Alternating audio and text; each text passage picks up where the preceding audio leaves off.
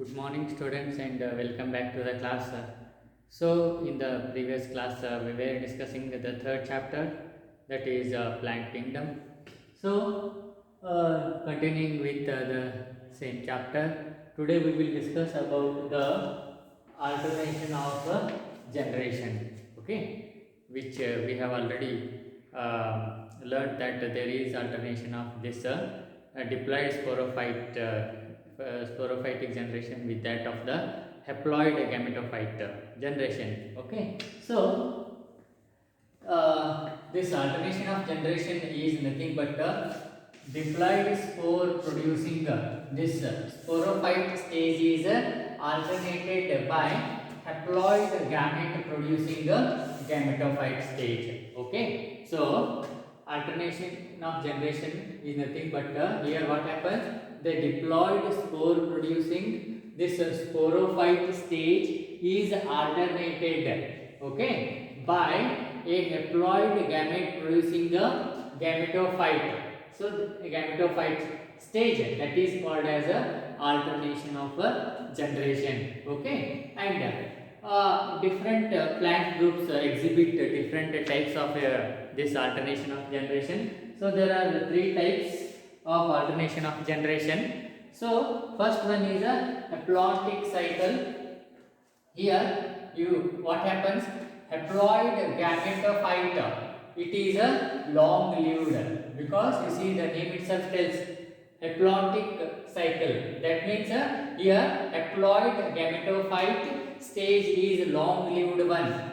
Okay, and whereas this the sporophyte stage is short lived. Okay, and the sporophytic stage is represented by single celled zygote. Okay, and this zygote, it undergoes meiosis cell division and that produces haploid spores.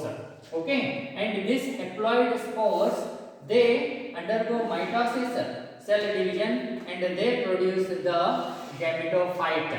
Okay, and this gametophyte is dominant photosynthetic, okay, and a free living one. Okay, and example for this are Volvox, Spirogyra, etc. So this is the haplotic cycle where the haploid gametophyte is long lived. Okay, whereas the diploid sporophyte is short lived.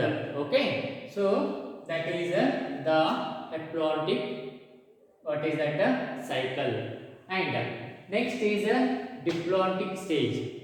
So here what happens, the diploid sporophyte stage, okay, that is the diploid sporophyte stage is long lived, of more duration, whereas this gametophyte haploid gametophyte stage is short lived. Okay, and this gametophyte stage is represented by haploid gametophyte, and the diploid sporophyte is dominant here. Okay, so the diploid sporophyte is dominant, and it is photosynthetic in nature. And example for this are gymnosperms and angiosperms. Okay, and the next alternation of generation is a haplodiplotic stage.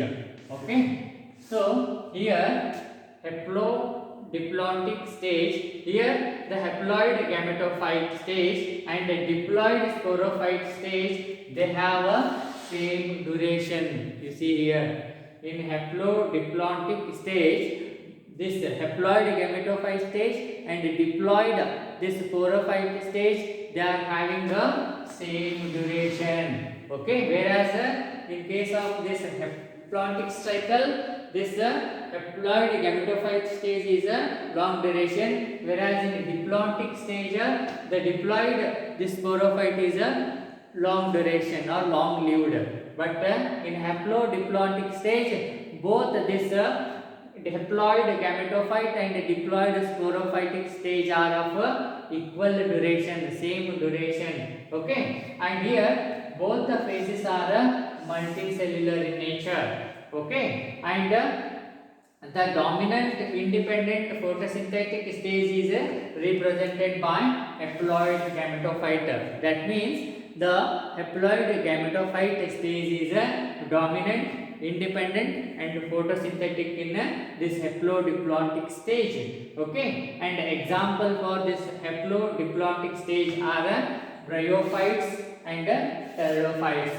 Okay, so this is about the alternation of generation in case of plants. Okay, so this completes the third chapter, that is plant kingdom. Okay, and here the after gymnosperms we are supposed to discuss this angiosperms, but that is not kept for your syllabus. Okay, so with this we conclude here and continue tomorrow with the fourth chapter. Okay, thank you.